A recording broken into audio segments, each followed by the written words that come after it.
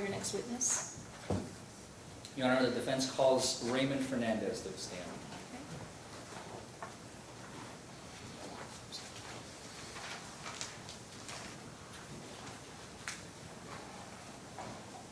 Mr. Fernandez, if you would raise your right hand.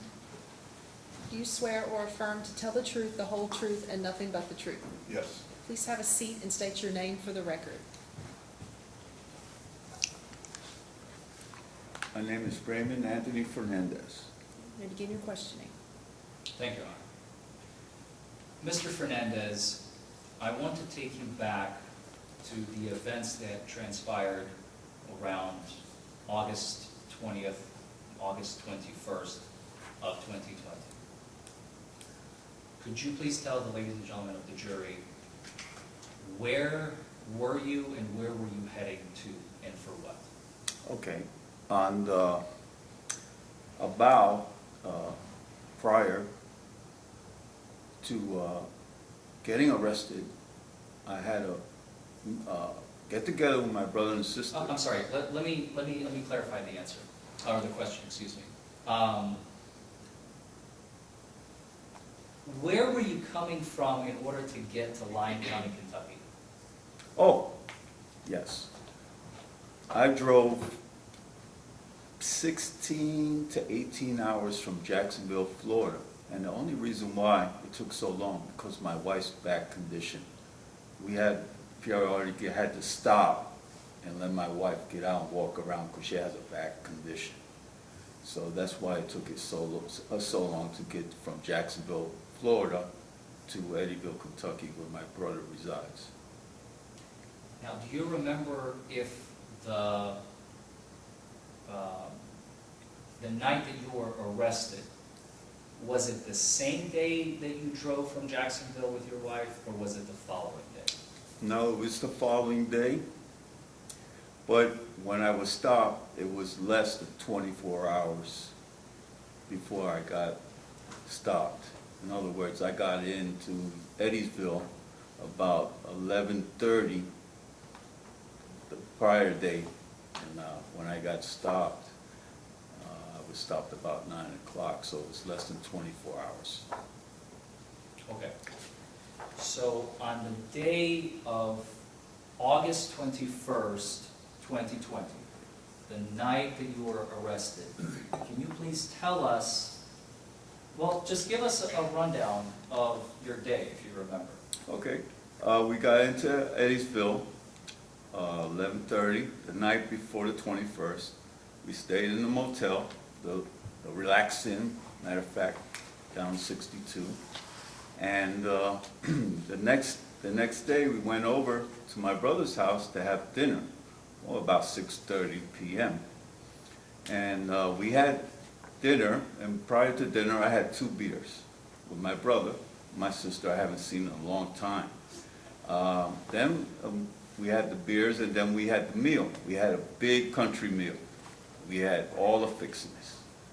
And we had a really good time, and we caught up for lost time. We had a good conversation, and it was time to go because I was tired. I told my brother, you know, I hate to leave. It was about, say, about 7, 8, around there. By the time I got out, it was probably about 9 something. But anyway. So let me stop you right there.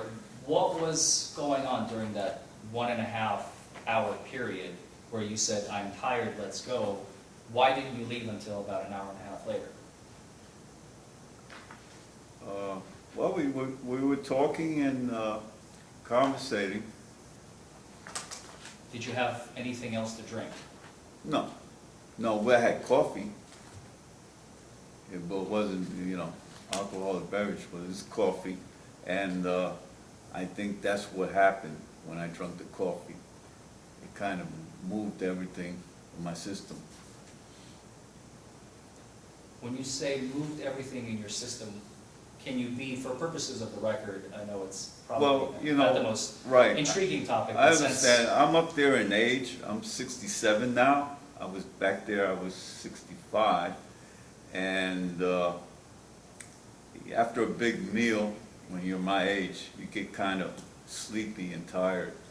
And so I said, well, you know, after this big meal, because I'm digesting my food, I said, well, let me have a cup of coffee. And my wife agreed, let's have some coffee before we go. So I consumed the beer, and after the fact, maybe it was 2 to 3 hours later, it's about 9 o'clock, and then we had coffee, then we Is left. that after, 2 to 3 hours after you finished your last beer? Is that what you're telling us? Yeah, Okay. yeah. Please continue. It was like before, and then the meal, and then after we had the coffee. After we had the coffee, you know, we said our goodbyes. Of course, you know, my intention was to go back tomorrow, see my brother and sister, but that didn't happen. And why is that? Well, I left my brother's house on the way back to the hotel, and some other reasons, I was halfway down the road, and I had that sensation to urinate, but I didn't think it was that bad. But as I was progressing down the road, I said, wow, I said, I don't know what the hell's going on. I said, I really good. So I tried to speed up, but I couldn't because I was in a country road and it was really dark. So I got to the main road, and I was going down the road to make a left turn down 62, but before that, I don't know, my bladder or I don't know, it was my bladder or my prostate gave out. I don't know which one of the two, but literally I was going to urinate on myself, in front of my wife. And that, to me, that was kind of embarrassing. So I pulled over off the road it was more than 500 feet off the road. It was a safe, dark place where there was a car wash. And there was actually a wall. I got out of the car, went to the wall on the side of the car wash, and I urinated because it was an emergency. If not, I would have urinated on myself, embarrassed myself, and I don't know what cover I would have had to pay for the rental car. I just didn't want that problem. What happened after that? After that, I got in the vehicle, got back on the road, went down the road, and made a left turn on 62. Did you use your signal? Oh, yes, yes. I put on my seatbelt, you know, the standard procedure. Then I go down towards the hotel on the left, going down 62, I believe that's the road. Very dark road. There's no lights. I'm going past the water park. There's a water park there with a lot of lights. Past that, and that's where the officer stopped me. Did you know at that moment why you were being stopped? Most likely I figured out that the officer saw me urinating or had suspicion. What happened after that? Well, what happened is I put my car in park and turned off the ignition. I stopped the vehicle. Officer had his strobe lights on. He was really close to the back of my car. He came up and asked me the license registration. Yes, I says, okay. I had it for him. And he asked me, when I stopped, I pulled you over because I saw you over there. He asked me a question, was I urinating? And I told him, of course, I was urinating because I had an emergency. I had to go. He said to me, did you know there was a bathroom on the corner of the intersection? I says, I realized that, officer, but I just had to go. It was an emergency. I had to go. What happens after that? Well, he takes my license and goes back for a check. I guess he was going to check. And by my surprise, he was back in a flash. I says, wow, that was fast. I says, it's that quick to take an interstate check on a license. And he says to my wife,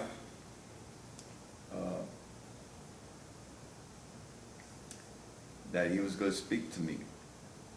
But I got it wrong. He asked me if I've been drinking, actually. Now that I remember, it's like 2 years ago. He asked me, he says, "Sir, you've been drinking?" He says, "Yeah, I had a couple of beers in my brother's house." And then what he didn't do, he didn't ask me, and I tried to explain to him, is how long ago I haven't been drinking. But he didn't give me that opportunity.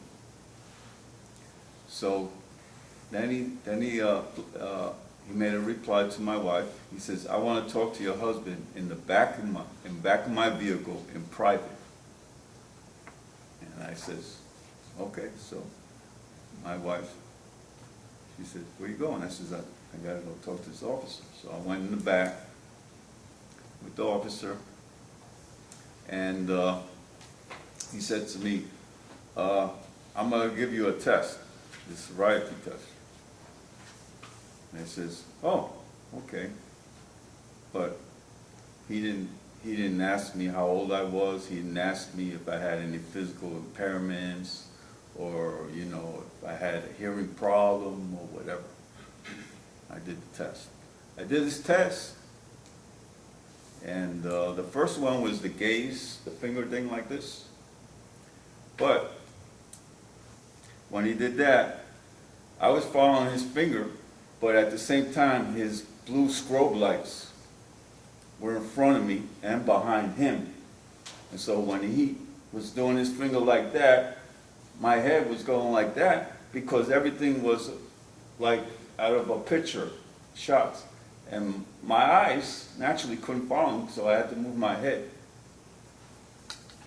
So I guess I did something wrong, I don't know. But the strobe lights were going in the back, where the back of him in front of me, his blue strobes were going. So when he went with his finger, it was like, you ever been in a disco?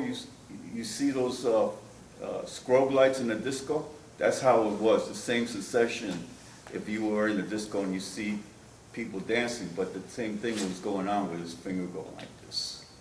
So my head was going back and forth like that. Did he administer any other field sobriety tests that evening? He asked me to stand on my foot for 30 seconds. Anything else? On one leg, yeah. Okay. So I complied. I stood on my foot, but I used my hands for balance, to bounce. Again, you know, I'm up there in age. And I was tired from the other night. One second, let's back up for a second. You said you used your hands for balance, Yeah, right? You kept your foot up off the ground for 30 seconds as the police officer instructed. correct. I kept my, You never put your foot down? oh, no, whatsoever. I complied and I did his test. You never swayed or? No, I did his test. I stood on one foot for 30 seconds like he wants me to do. Did he administer any other field sobriety tests?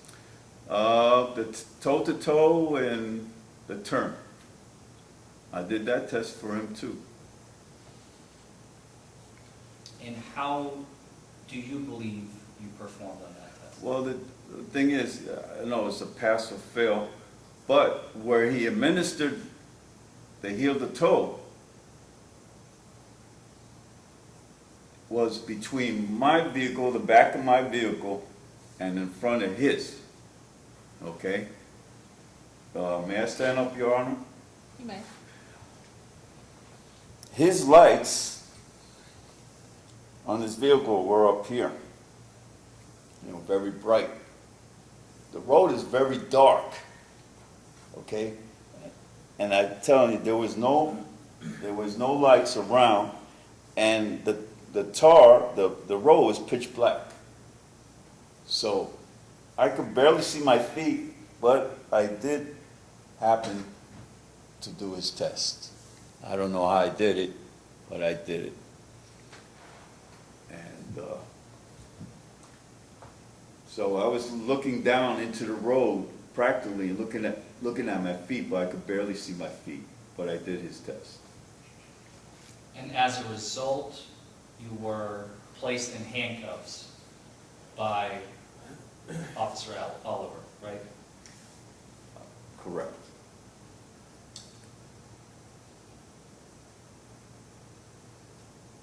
Did you get a chance, well, strike that. Okay, so after you're placed in handcuffs, where does, to your recollection, where do you all go? After he places me in handcuffs, puts me in his vehicle, and takes me to this, I don't know, it was a shack or office, but it was a dark place. It was like a room.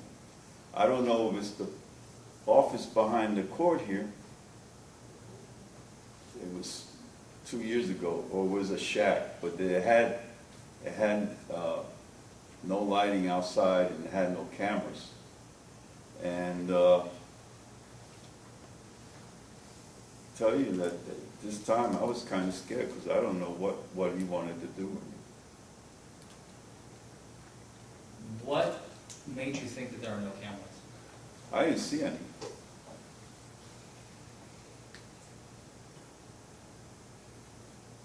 After you arrive near this location, where do you go?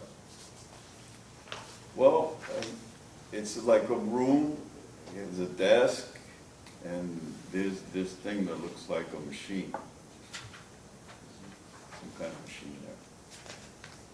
I don't know, because there was an toxilizer from what I was told, but I never seen one, because I never got a DUI in my life. Or arrested, or obtained, or whatever. While you are with the officer in this room, could you tell us what happened?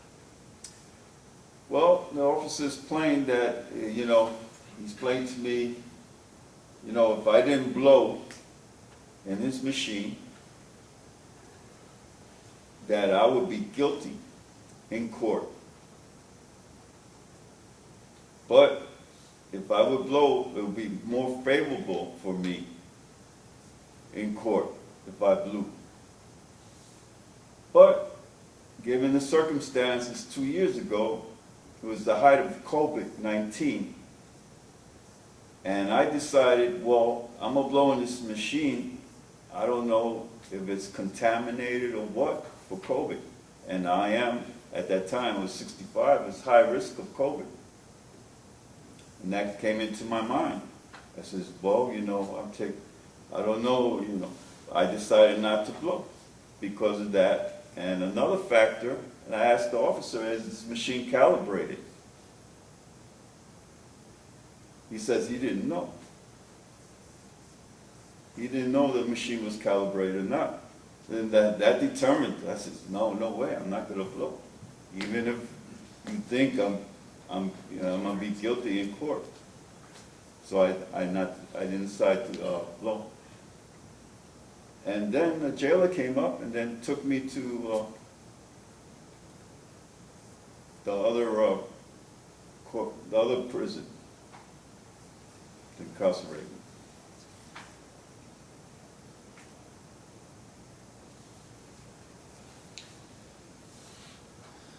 So the main question Yes. for the jury to decide today is operating a motor vehicle under the influence. You're aware of that, right? Correct. Could you tell us, were you under the influence on August 21st of 2020 as you were operating a motor vehicle? No, absolutely not. Because my wife wouldn't let me drive. Or my brother. He would beat me down. No further questions. Cross-examination. Thank you, Your Honor. Mr. Fernandez, my name is Lee Wilson. I just have a couple of questions for you. Yes, sir. Mr. Fernandez, what's your brother's name and where does he live? My brother's name is Christopher Fernandez. And where does he live? He lives in Eddyville, Kentucky. Okay. How long were you at this dinner at his house? I would say from 6:30, about 9-ish. Okay. So,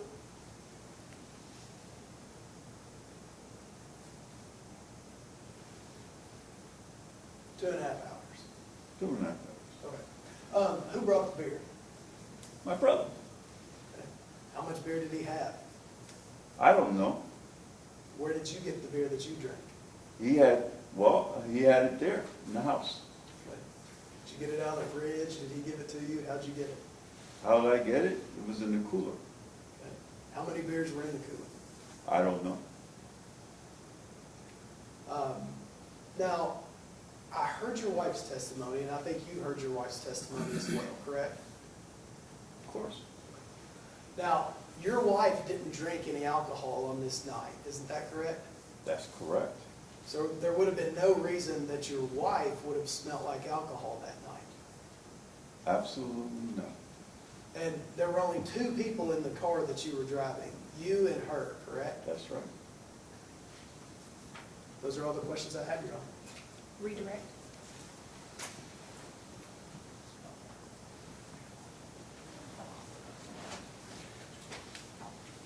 So just to clarify, because I think the timeline has been a little messy, for purposes of clarification for the ladies and gentlemen of the jury. You consumed the beers, the 2 beers, you said before the dinner, correct? Correct. Before eating, yes. And the dinner started when exactly?